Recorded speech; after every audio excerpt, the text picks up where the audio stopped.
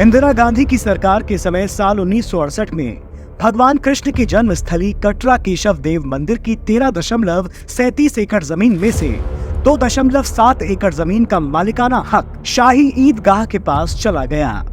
कैसे इस साजिश को अंजाम दिया गया? दरअसल साल 1968 से पहले 13.37 एकड़ की पूरी जमीन का मालिकाना हक श्री कृष्ण जन्मभूमि नाम के ट्रस्ट के पास था, लेकिन साल 1964 में साजिश के तहत श्री कृष्ण जन्मस्थान सेवा संघ नाम का एक फर्जी ट्रस्ट बनाया गया। साल 1968 में इसी श्री कृष्ण जन्मस्थान सेवा संघ ने बहरूपिया बनकर कोर्ट के बाहर जाकर ईदगाह ट्रस्ट के साथ समझौता कर लिया और 2.7 एकड़ जमीन मुफ्त में ईदगाह को दे दी। सोचिए जरा, जो शाही ईदगाह ट्रस्ट 1815 से एक भी केस जमीन के खिलाफ नहीं जीता है, हर बार मुंह की खाता है, उसे ये जमीन मुफ्त में क्यों दी? तो यहाँ तो बात निकल कर आती है जो बहुत अहम है। 1. कोर्ट के साथ जालसाजी। 2. कांग्रेस का सनातन विरोधी चेहरा। कोर्ट के साथ जालसाजी कैसे किया? दरअसल साल 1968 में जो समझौता किया गया, जिसके बारे में ओवैसी जैसे नेता बार बार बोलते रहते हैं, वो एग्रीमेंट ही फर्जी है। उसका केस चल रहा है अभी कोर्ट में।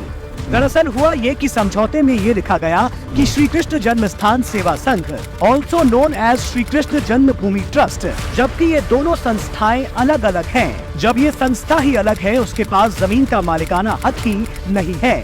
ये जमीन तो श्री कृष्ण जन्मभूमि ट्रस्ट की है, तो सेवा संघ ने कैसे समझौता कर लिया? इस पूरे फर्जी समझौते को लेकर भी कोर्ट में केस चल रहा है कि ये समझौता फर्जी है, इसे निरस्त किया जाना चाहिए। कांग्रेस का सनातन विरोधी चेहरा।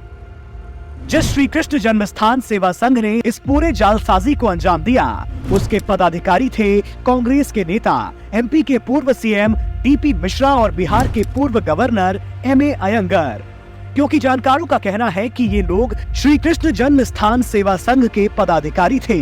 जैसा कि हमने नेहरू गांधी परिवार से जुड़ी पार्टी और उनके मुख्यमंत्रियों का हिंदू विरोधी चेहरा हमने हमेशा ही देखा है। इस पूरे फसाद की जड़ भी यही कांग्रेसी निकल रहे हैं, क्योंकि पद्मश्री से सम्मानित इतिहासकार मीनाक्षी जैन का भी यही कहना है कि 1968 में ये ईदगाह और श्री कृष्ण जन्मस्थान सेवा संघ के बीच जो एग्रीमेंट हुआ, उसका कारण कहीं न कहीं ये माना जा सकता है कि इंदिरा गांधी को अपनी सरकार बचानी थी, इसलिए उनको बाहर से मदद लेनी पड़ी, जो उन्होंने वामपंथी सीपीआई और कुछ अल्पसंख्यक नेताओं से ली।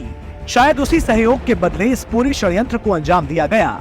पहले तो यूपी में चरण सिंह की सरकार को गिराकर राष्ट्रपति शासन लगाया गया, उसके बाद फिर इस नापाक समझौते को अंजाम दिया गया, जिसकी वजह से श्री कृष्ण जन्मभूमि की इस पावन जमीन का 2.37 एकड़ ईदगाह के हाथों में चला गया।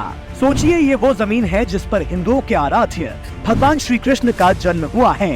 ये 80 करोड़ से ज्यादा हिंदुओं के लिए कितना अहम है, ये आप समझ सकते हैं। असल में आज सनातन धर्म को खुलेआम खत्म करने की बात इंडी वालों को इसलिए करनी पड़ रही है क्योंकि इनके हाथों में सत्ता नहीं है। नहीं तो सत्ता में रहते इन्होंने ऐसा कोई काम नहीं किया है जो इन्होंने सनातन धर्म को मिटाने के लिए ना किया हो। जन्मस्थान की जमीन दे देने से लेकर राम को काल्पनिक बताने तक, पूजा स्थल कानून बनाने से लेकर धर्म की पढ़ाई से वंचित रखने तक, हर उस काम को अंजाम दिया जिससे सनातन को मिटाया जा सकता था। लेकिन वो सनातन सत्य है जो ना मिट पाया था, ना मिट पाया है और ना मिट पाएगा।